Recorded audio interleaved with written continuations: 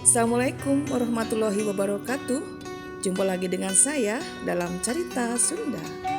Cerita ini diambil dari buku saya sendiri yang berjudul Beja Keur Barudak. Kali ini saya akan membacakan cerita Ngobor. Let's listen up. Ngobor.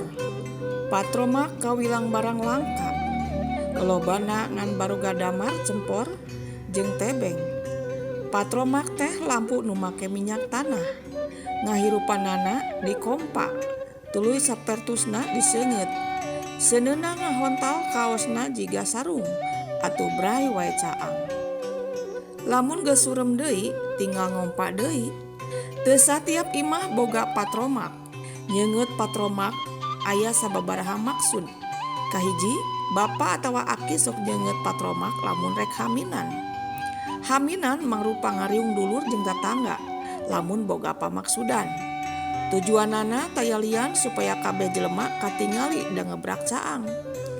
Patromakna digantungkeun di patengahan. Sanggeus haminan kabeh jalma ngaropi saaya-aya nu dibarakeun di tengah imah. Nu datang ngisi nyarande kanu tembokan atawa bilik ngariung dahareun. Haminan tayalian ngadoa ka Allah Subhanahu wa taala sangka nu dimpi maksud diijabah. Kadua, patromak diseungeut lamun dinu hajat sababaraha hiji digantung-gantungkeun di jero imah, di dapur jeung di balandongan. Katilu, nu ngobor butuh patromak ngarah caang di sawah. Da hese atuh ngalabelut teu make patromak atawa batre mah nya moal katingali. Tong boron nebak belut dalah titincakeun oge dirarampa. Tungtungna sangsara kalah kacapena wungkul ngobor teh ari bebeunangan hanteu. Ti magrib keneh nu rek ngobor geus saged. Ti mimiti nyiapkeun patromak, bedog jeung ember keur wadah belut, sapatu bot ari boga. Dikupluk jeung dijaket bisi tiris. Mareng hujan mah wayahna kudu mucicit kabulusan. Ari teu dijas hujan. Nu rek ngobor bisa sababaraha urang. Ngantara leuwih ti tiluan. Da loba teuing mah ripuh kudu misah deui ngalanna teh. Nu saurang ngajingjing patromak, nu sejen nyekelan ember. Atuh nu saurang deui mah mesat bedog ari ningali belut teh. Teu unggal poe bisa ngobor. Sabab ngan dina sawah nu karek meunang macul atawa ngangler wungkul belut ayana. Wayahna ari eueuh mah kudu daek muru sawah di lemur sejen. Nya ari daek ngurek ti beurang hayang belut mah neangan liang di sawah. Mapai-mapai galengan sawah lain pagawean enteng. Teu waspada bisi-bisi ti kosewad labuh. Atuh teu hanteu baju pinuh kuleutak. Galengan anyar ditaplok beunang mojokan karasana ngabelebes ditincak teh. Sakapeung kudu antrup kana kotakan ari hayang manggih belut mah. Terek kitu kumaha ngabelaan pangabeuki jeung pangaresep mah tara inget kacape jeung kabulusan.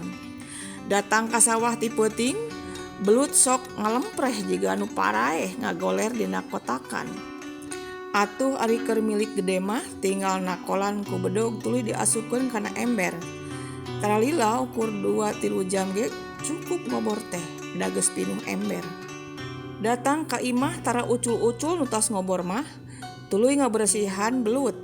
Mimiti belut teh digosok ku lebu atawa ku daun jambu ameh teu leueur keur dibedelan. Tuluy belut diturihan dadana nepi ka buntut dipiceun peujitna. Sanggeus kitu belut diteuk-teukan sagede-gede jempol panjangna. Beres mersihan belut nu tos ngobor mah tuluy kacai bebersih. Ceuk tah belut teh pek geura goreng uing lapar rek kacai heula ceuk adang kalanceukna. Sok teundeun dina luhur dulang, ke euceu rek ngarendos heula bumbuna walon lanceukna.